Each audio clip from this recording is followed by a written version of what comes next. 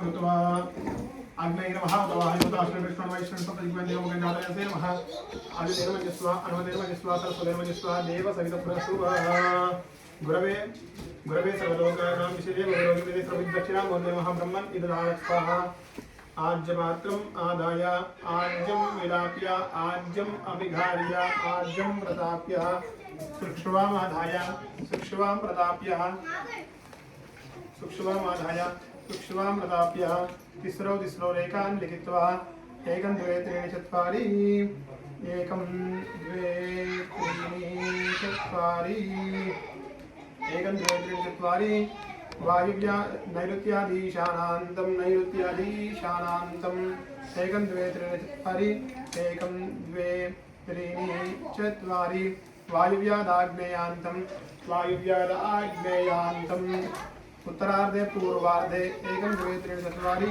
एकं द्वे त्रीणि चत्वारि उत्तरार्धे पूर्वार्धे सोमायेदम् उत्तरार्धे पूर्वार्धे दक्षिणार्धे पूर्वार्धे सोमायेदम् पुनरभिगार्य अभिगार्य प्रत्यभिगारयति पुनः एकं द्वे त्रीणि चत्वारि एकं द्वे त्रीणि चत्वारि मध्ये भवति अग्नयेदम् अग्नयेदम् अभिगार्य प्रत्यभिगारयति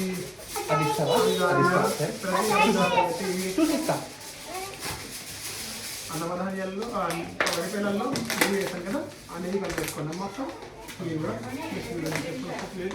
తర్వాత ఒకసారి ప్లేట్ తీసి కింద నువ్వులు ఉంటాయి అందులో ఈ నవధాన్యం వేసుకోండి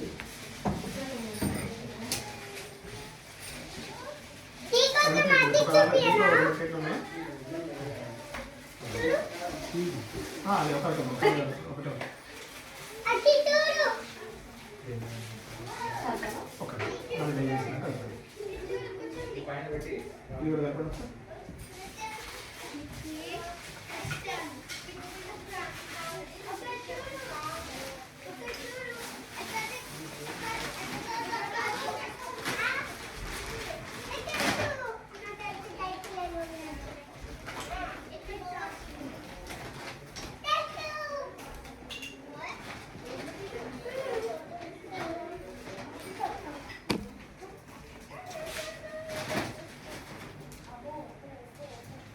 వేసేటువంటి ద్రవ్యాన్ని ఎట్లా వేస్తారు అంటే ఈ 3 వేలకలు వేస్తారు. ఇప్పుడు మీరు వేసేటువంటి పదార్థం ఉంది కదా ఇక్కడ, అంటే ఇప్పుడు ఇక్కడ వైపేలాలు నవలలు ఉన్నాయి కదా, ఇది ఇట్లా 3 వేలకలు వేయాలన్నమాట. దాన్ని హంసముద్ర అంటాం అనమాట. అంటే ఎందుకు ఇట్లానే వేయాలి అంటే మనము ఏ పూజ చేసినా, ఏ జపం చేసినా, ఏ పారాయణం చేసినా, అభిషేకాలు చేసుకున్నా, ఏం చేసుకున్నా కానీ ఈ వేలు పనికిరాదు అనమాట.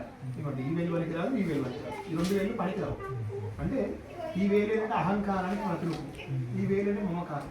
అంటే దేవుడి దగ్గర అహంకారం పనికిరాదు, మమకారం పనికిరాదు. ఎదుటి వారిని అహంకారంగా మాట్లాడేటప్పుడు ఈ వేలు గురించి మాట్లాడతాం. ఈ వేలు మమకారం, అహంకారం పనికిరాదు, మమకారం పనికిరాదు దేవుడి దగ్గర. అందుకని చెప్పి ఈ 3 వేలుతుంది. అందుకే మనం బొట్టు పెట్టుకున్నా, ఎదుటి బొట్టు పెట్టి ఈ వేలు పెట్టకూడదు అనుకుంటాం పెద్దవాళ్ళు. ఈ వేలు వాడకూడదు, ఈ వేలు వాడకు, ఈ 2 వేలు వాడకు అంటారు. ఈ 2 వేలు మామూలు. అదే ఇది కూడా వాడచ్చు. ఏదైనా నామాలు పెట్టుకోమని 3 వేలు వాడుకుంటాం. ఈ 3 వేలతో వేస్తారంటే ఇట్లా 3 వేలతో తీసుకున్నప్పుడు ఇట్లా తీసుకున్నాం కదా ద్రవ్యం, ఇట్లా పట్టుకోవచ్చు. అంటే ఇట్లా 5 వేలు పెట్టవచ్చు, కానీ ద్రవ్యం బలం మొత్తం ఈ 3 వేలకే ఉండాలన్నమాట. తీసుకున్నటువంటి ద్రవ్యం ఇట్లా పెట్టుకోవచ్చు, కానీ బలం అంతా కూడా ఈ 3 వేలకే ఉండాలి. అట్లా 3 వేలతో వేస్తారు. దాన్ని హంసముద్ర అంటాము. ఎప్పుడు వేస్తారు మన ద్రవ్యం అంటే, నేను ఎప్పుడైతే స్వాహాకారం చెప్పి నెయ్యి వేస్తానో అప్పుడు మీరు ద్రవ్యాన్ని వేయాలి. అంటే నేను నెయ్యి వేసినప్పుడు స్వాహ అని చెప్పి వేస్తాను అనమాట, అప్పుడు వేస్తాను. అంటే ఇక్కడ స్వాహాకారం ఎందుకు ప్రయోగిస్తాము అంటే, అగ్నిదేవుడికి 2 భార్యలు అనమాట. ఒక భార్య పేరు స్వాహాదేవి, ఒక భార్య పేరు స్వదాదేవి. అయితే ఈ స్వాహాదేవి అంటే మనం శుభకార్యాలు వాడుకుంటూ ఉంటాం, స్వదాదేవి అంటే పితృకార్యాలు, పెద్దల కార్యక్రమాలు వాడుకుంటాం. అయితే ఈ స్వాహాదేవి ఏం చేస్తున్నారు, ఇంటి వారు అలానా గోత్రం వారు గృహప్రవేశం చేసుకున్నప్పుడు గణపతి కోసం చెప్పి మరి పిల్లలు ఇచ్చారు, ఉన్నవగ్రహాల కోసం ఆ స్వాహాదేవి తన భర్త చేస్తుంది అగ్నిదేవుడు. ఆ అగ్నిదేవుడు ఏం చేస్తాడు, ఏ దేవతగా ఏ గమనించుంటారో ఆ దేవతకు ఆ గమనించి చూపిస్తున్నారు. అంటే ఉదాహరణ గణపతి గారి గణపతికి, వాస్తు పురుషుడి గారి వాస్తు పురుషుడికి, ఎవరెవరైతే ఉంటారో వాళ్ళందరికీ ఆ ద్రవ్యం చెందినట్టుగా చూసుకుంటాడు యజ్ఞేశ్వరుడు. అందుకని చెప్పి యజ్ఞేశ్వరుడు అనుగ్రహం కావాలంటే ముందుగా మనకి ఇక్కడ తన భార్య అయినటువంటి స్వాహాదేవి అనుగ్రహం కావాలి. అందుకని చెప్పి వేసేటప్పుడు నేను ఎప్పుడైతే స్వాహాకారం చెప్పి నెయ్యి వేస్తానో అప్పుడు మీరు కూడా నెయ్యి వేయాలి. మీరు అప్పుడు వేయకూడదు, తర్వాత ఎప్పుడో వేశారనుకోండి అది దేవతలకు చెందదు. అందుకని చెప్పి వేసేటప్పుడు శ్రద్ధగా వేసుకోండి. ఒకవేళ మధ్యలో మనం మిస్ అయ్యి మీరు వేయలేరు అనుకోండి, ఆగండి, మళ్ళీ ఇంకోసారి చెప్పినప్పుడు వేయండి. అంతేకాని మధ్యలో ఇష్టం వచ్చినట్టుగా వేయకండి. స్వాగతం చెప్పినప్పుడు నేను ఇప్పుడైతే వేస్తాను అప్పుడే వేయండి. వేసేటప్పుడు 3 వేలు వేస్తాను, ముందుగా గణపతికి వేసుకుంటాం. అదేవిధంగా ముందుగా మనం విశేషంగా ఈరోజు చేసుకునేది వాస్తు హోమం కాబట్టి వాస్తు పురుషుడికి కూడా వేస్తూ ఉంటాము. అయితే ఎవరికి వేసినా కానీ అదే 3 వేలతో వేస్తారు. అంటే నవధాన్యాలు వేసినా కానీ వేసినా ఇట్లా 3 వేలతో. అయితే ఇక్కడ మనకు విశేషంగా వాస్తు పురుషుడు ఎవరు అని చెప్పి చెప్తానని చెప్పాను కదా మీకు ఇంతకుముందు. నేను చెప్తాను. అయితే విశేషంగా వాస్తు పురుషుడు ఎవరు అని చెప్పి చెప్తాను కదా. అయితే వాస్తు పురుషుడు ఎవరు అంటే అసలు ఆయన కింద పూజ చేసుకుంటాం మనం అంటే ఒకానొక సమయంలో ఈశ్వరుడు యుద్ధంలో పాల్గొంటాడు. అంటే పరమేశ్వరుడు శివుడు ఈశ్వరుడు యుద్ధంలో పాల్గొంటే తన గొంతు నుంచి ఒక చెమట బొట్టు భూమి మీద పడుతుంది అనమాట. అంటే ఈశ్వరుడు ఒక రాక్షసుని యుద్ధం చేస్తున్నప్పుడు తన అలసటతోని ఒక చెమట బొట్టు భూమి మీద పడితే ఒక రాక్షసుడు పుట్టినాడు. ఆ అవయవానికి వాస్తు పురుషుడు అని చెప్పి ఋషులందరూ కలిసి నామకరణం చేసినారు. అయితే అతనికి ఏ అవగాహన ఇచ్చినారంటే ఎవరైతే కొత్త గృహాన్ని ఏర్పాటు చేసుకుని అంటే కొత్త ఇల్లును ఏర్పాటు చేసుకొని కొత్త ఇంట్లోకి వెళ్తారో వారి ముందుగా ఈ వాస్తు పురుషుడు పూజ చేసుకొని మిగతా కార్యక్రమాలు ఆ వాస్తు పురుషుడు అనుగ్రహాన్ని ఇచ్చినాడు ఆ ఋషులందరూ కలిసి. అయితే ఏం అనుగ్రహాన్ని ఇచ్చినారు? కొత్త గృహంలోకి వెళ్ళినప్పుడు ఆయన పూజ చేసుకోమని చెప్పి చెప్తున్నారు. మరి ఇతను వాస్తవానికి రాక్షసుడు, మరి ఇతనికంతా పూజ చేసుకుంటామని అనిపిస్తుంది కదా. అయితే ఇతను ఏంటంటే తన నెత్తి నుంచి పాదాల వరకు కూడా 54 మంది దేవతలను కలిగి ఉన్నాడు అనమాట. నెత్తి నుంచి పాదాల వరకు కూడా అంటే రాక్షసుడు వాస్తవానికి ఆయన, కానీ ఆయన లోపల 54 దేవతలు ఉన్నారు కదా, వాళ్ళందరికీ కొరకు ఈయన కోసం మనం పూజ చేసుకోవాలి. అయితే ఈ వాస్తు పురుషుడు ఎట్లా ఉంటారు తెలుసా? మన ఇంటి స్థలంలో ఈశాన్య మూల ఉంటుంది కదా, అంటే మన ఇంటి స్థలంలో ఈశాన్య మూల అట్లా వస్తుంది ఆ చివరికి ఆ గార్డెన్ ఈశాన్య మూల నుంచి కూడా నైరుతి మూల అంటే నార్త్ ఈస్ట్ నుంచి సౌత్ వెస్ట్ వరకు కూడా ఇట్లా అడ్డంగా పడుకుంటాడు. అంటే మన కిచెన్ ఎండ్ వరకు అనుకోండి ఇట్లా అడ్డంగా ఉంటాడు అనమాట. అయితే తన తల వచ్చేసి ఈశాన్య మూలలో ఉంటుంది, తన పాదాలు వచ్చేసి నైరుతి మూలలో ఉంటాయి. అంటే ఈ నార్త్ ఈస్ట్ నుంచి సౌత్ వెస్ట్ వరకు ఇట్లా అడ్డంగా పడుకొని ఉంటాడు వాస్తు పురుషుడు. తన చేతులను పెద్దగా పెట్టుకొని ఇట్లా అడ్డంగా పడుకొని ఉంటాడు ఇంటి స్థలంలో. అయితే తను పడుకున్న సమయమున తన నెత్తి నుంచి పాదాల వరకు 54 మంది దేవతలు ఉన్నారు కదా. అంటే ఒక 2 దేవతలు ఇక్కడ నెత్తి దగ్గర, ఒకరు ఇక్కడ కళ్ళ దగ్గర, ఒకరు ఇక్కడ నుదుటి దగ్గర, పై నుంచి కింద వరకు కూడా ఉంటారు.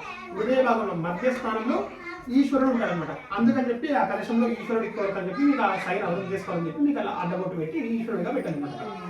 అక్కడ హృదయ భాగంలో ఈశ్వరుడు ఉంటాడు, మన ఇంటి మధ్య స్థానంలో ఈశ్వరుడు నివాసం చేసి ఉంటాడు అనమాట. అందుకని చెప్పి వాస్తు పురుషుడిని ఆవాహన చేసుకున్నాం, ఆయనకి పూజ చేసుకుంటాం. అయితే ఆయనకు మనం విశేషంగా ఏం పెడతాం ఇక్కడ బ్రహ్మ ప్రసాదం అంటే మనము మొదట ఇంటికి వచ్చినప్పుడు చేసినట్టు పరమాన్నం పాలు పంపించుకొని చేసుకున్నట్టు బెల్ల పని ఉంటుంది కదా, అదే ఆయనకు నైవేద్యంగా పెడతాం అన్నమాట. అంటే మీరంటే మొన్న వచ్చేసారు, అప్పుడు కూడా వచ్చినప్పుడు పాలు పంపించుకొని పరమాన్నం చేశారు కదా, అక్కడ దేవుడి దగ్గర దండ పెట్టుకుని నైవేద్యం పెడతారు. అది ఎవరి కోసం పెట్టినట్టు? అక్కడ ఉన్నటువంటి వెంకటేశ్వర స్వామికో విష్ణుమూర్తికో శివుడికో కాదు, అక్కడ ఉన్నటువంటి వాస్తు పురుషుడు. ఆయన అక్కడ మనకు పట్టం ఏమీ లేదు కానీ మీకు ఆ రోజు, కానీ ఆయనకు పెట్టినట్టు అది కూడా శివుడు స్వీకరించినట్టు కానీ ఆయన స్వీకరించినట్టు, అది వాస్తు పురుషుడి కోసం అని చెప్పి. ఎందుకంటే మనం పొద్దున గుమ్మడికాయ కొట్టుకున్నాం బయట, ఆ గుమ్మడికాయ కొట్టుకున్నప్పుడు మీకు పైన బొట్టు పెట్టండి, ఇటు పక్కకు పెట్టిన అటు పక్కకు పెట్టండి, గుమ్మం మీద పెట్టించాం కదా. ఆ గుమ్మంలో మనకేం తెలుసు? గడపలో లక్ష్మీదేవత ఉంటుందని చెప్పి మాత్రం తెలుసు మనకి. మనం మామూలుగా గడప దొక్కకూడదు అని చెప్పి చెప్తుంటాం మనం మామూలుగా. అయితే ఆ గుమ్మంలో పైన భాగంలో వినాయకుడు ఉన్నాడు, పైన అక్షింతలు వేయడం అని చెప్పాను, గణేశాయ నమః అనుకుంటూ. తర్వాతకి దక్షిణ side, right side, left side 2 side వేయమని చెప్పాను, అటు పక్క ఇటు పక్క గుమ్మంలో. ఆ ద్వారానికి రైట్ సైడ్ లో వాస్తు పురుషుడు ఉంటాడు, అదేవిధంగా లెఫ్ట్ లో బ్రహ్మదేవత ఉంటాడు, కింద ఏమో లక్ష్మీదేవత ఆవాహనే ఉంటుంది అన్నమాట. ఆ గుమ్మం సింహద్వారంలో ఇంతమంది దేవతల ఆవాహనే ఉందన్నమాట. అక్కడ కూడా గుమ్మడికాయ కొట్టుకున్నాం కదా, ఆ గుమ్మడికాయ, కొబ్బరికాయ, నిమ్మకాయ ఎవరి కోసం కొట్టుకున్నాం? వాస్తు పురుషుడి కోసమే. ఆయనకి ఏం చెప్తున్నామంటే, నాయన వాస్తు పురుష, ఈ ఇంట్లో మేము సుఖజీవనం చేస్తున్నాము, ఇక్కడ నుంచి మమ్మల్ని క్షేమంగా ఉండేటట్టుగా చూసుకొని ఆయన చెప్పి ఆయన దండం పెట్టుకున్నాం, నివేదన చేసుకున్నాం. అక్కడ ఆయన కొరకు చెప్పి గుమ్మడికాయ, కొబ్బరికాయ కొట్టుకున్నాం. అక్కడ గుమ్మడికాయ ఎందుకు కొట్టుకున్నాం అంటే, ఈ రోజు మనం ప్రవేశం చేసుకుంటున్నాం కాబట్టి ఆయనకి ఏంటంటే, ఈరోజు మనం ప్రవేశం చేసుకుంటున్నాం కాబట్టి ఆయనకి ఏంటంటే కూష్మాండం, అంటే గుమ్మడికాయ సంస్కృతంలో కూష్మాండం అంటారు అనమాట. ఆ కూష్మాండాన్ని బలిచ్చినట్టుగా ఆయన కోసం బలిచ్చాం. అదేవిధంగా నిమ్మకాయని నిమ్మ ఫలము అంటాం, అదేవిధంగా కొబ్బరికాయని నారీకేలు అంటాం. అట్లా రాక్షసులను బలిచ్చినట్టుగా ఆ గుమ్మడికాయని, కొబ్బరికాయని, నిమ్మకాయని ఆయన కోసం అక్కడ పెట్టేసి అక్షంతలు వేసుకొని నవధాన్యం చల్లుకొని ఇంట్లో అంతా కూడా నవధాన్యం చల్లుకుని వచ్చేసి పుణ్యావసరం చేసుకున్నాం, ఇల్లు శుద్ధి చేసుకున్నాం. తర్వాత వాస్తు పూజ, నవగ్రహ పూజ చేసుకున్నాం. తర్వాత అక్కడ ఏ దేవత అనేది ఆహ్వానించుకుని వాళ్ళందరికీ ఇక్కడ హోమం చేసుకుంటున్నాం. హోమం చేసుకున్న తర్వాత దానికి కూర్చుంటాం. ముందుగా వేసేటప్పుడు గణేశాయ నమః అనుకుంటూ వేయండి, శ్రద్ధగా వేసుకోండి. గణపతికి ముందుగా ముందుగా ఆ ద్రవ్యం వెలిపేలాలు వేస్తుంటారు ఇద్దరు కూడా. ఓం గణానాన్త్వా గణపతిం వవామహే కవిం కవీనాం ఉపమశ్రవస్తమం జ్యేష్ఠరా గణేశాయ నమః అనుకుంటూ. ఓం గణానాన్త్వా గణపతిం వవామహే కవిం కవీనాం ఉపమశ్రవస్తమం జ్యేష్ఠరాయ బ్రహ్మణాం బ్రహ్మణస్పద ఆనశ్వన్నోతి విశేషసాదరం స్వాహా. ఓం గణానాన్త్వా గణపతిం వవామహే కవిం కవీనాం ఉపమశ్రవస్తమం జ్యేష్ఠరాయ బ్రహ్మణాం బ్రహ్మణస్పద ఆనశ్వన్నోతి విశేషసాదరం స్వాహా. ఓం గణానాన్త్వా గణపతిం వవామహే కవిం కవీనాం ఉపమశ్రవస్తమం జ్యేష్ఠరాయ బ్రహ్మణాం బ్రహ్మణస్పద ఆనశ్వన్నోతి విశేషసాదరం స్వాహా. ఓం కవీనాన్త్వా గణపతిం వవామహే కవిం కవీనాం ఉపమశ్రవస్తమం జ్యేష్ఠరాయ బ్రహ్మణాం బ్రహ్మణస్పద ఆనశ్వన్నోతి విశేషసాదరం స్వాహా. ఓం ప్రియానాన్త్వా ప్రియవతిం వవామహే కవిం కవీనాం ఉపమశ్రవస్తమం జ్యేష్ఠరాయ బ్రహ్మణాం బ్రహ్మణస్పద ఆనశ్వన్నోతి విశేషసాదరం స్వాహా. భద్రంకర్ణే విష్ణుయామ దేవాః భద్రం పశ్యేమాక్షిరేజస్రాः యశేమ దేవైః విదాయుః స్వస్తిరం దృష్టాః స్వస్తిరం పూషాక్షేరాः స్వస్తిరస్తార్ఘ్యవిష్ణేభిః స్వస్తినో బృహస్పతిర్దాదు హరిః ఓం నమస్తే గణపతయే త్వమేవ వృత్తికృతమసి త్వమేవ కేవలం కర్తాసి త్వమేవ కేవలం హర్తాసి త్వమేవ సర్వం కల్విదం బ్రహ్మాసి తం సాక్షాదాత్మాసి నిత్యం స్వాహా. అర్థం వచ్మి స్వాహా. सत्यं वच्मि स्वाहा. अवत्वं माम् अवक्तारम् अवश्रोतारम् अवाधातारम् अवानोचारम् मम शिष्यं स्वाहा. अपश्चात्तादु अपुरस्तादु अवोत्तरातादु दक्षिणातादु चोर्ध्वातादु दरातादु सर्वतो मां पाहि पाहि समन्तात् स्वाहा. वाङ्मयस्त्वं चिन्मयः तमानन्दमयस्त्वं ब्रह्मयः सच्चिदानन्दतृतीयोऽसि अप्रत्यक्षं ब्रह्मासि तज्ज्ञानमय विज्ञानमयोऽसि स्वाहा.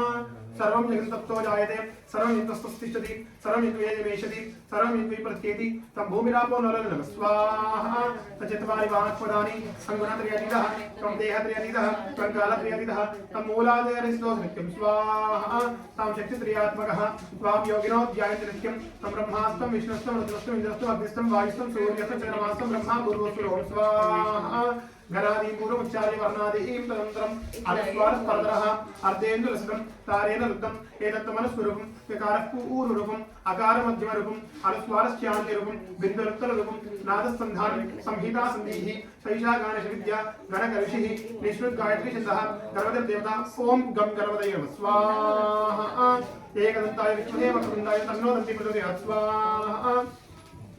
एकदन्तचित्रहस्तं पाशमं कुशधारिणं रदञ्च वरदमस्तिर्भ्राणं मोषकध्वजं रक्तं लम्बोदरं शूर्पकर्णकं हस्तवासं रक्तगन्धानुलिप्ताङ्गं रक्तपुष्पैः सुपूजितं भक्तानुकम्पिनं देवं जगत्कारणवशदम् आविर्भूतं च दृष्ट्यात् प्रकृते पुरुषात्रम् एवं ध्यायति सयोगी योगिनां स्वाहा. नमो व्रातपदे नमो गणपते नमो प्रमदस्तलम्बोदर एकदन्ताय विघ्नविनाशिने श्रुतताय श्रीवरदमूर्ते नमो नमः स्वाहा. भद्रं ददातु स्वाहा. ओम नमो व्रातपदे नमो गणपते नमो प्रमद नमस्ते संबोधने एकदन्ताय विघ्नविनाशिने श्रुतताय श्रीवरदमूर्ते नमो नमः स्वाहा. ओम सुमुखाय नमः स्वाहा. ओम एकदन्ताय नमः स्वाहा. ओम कपिलाय नमः स्वाहा. ओम गजकर्णिकाय नमः स्वाहा. ओम लंबोदराय नमः स्वाहा. ओम विकटाय नमः स्वाहा. ओम विघ्नराजाय नमः स्वाहा. ओम धूमकेतवे नमः स्वाहा. ओम हे वक्रतुण्डाय तन्नो दन्ति प्रचोदयात् स्वाहा.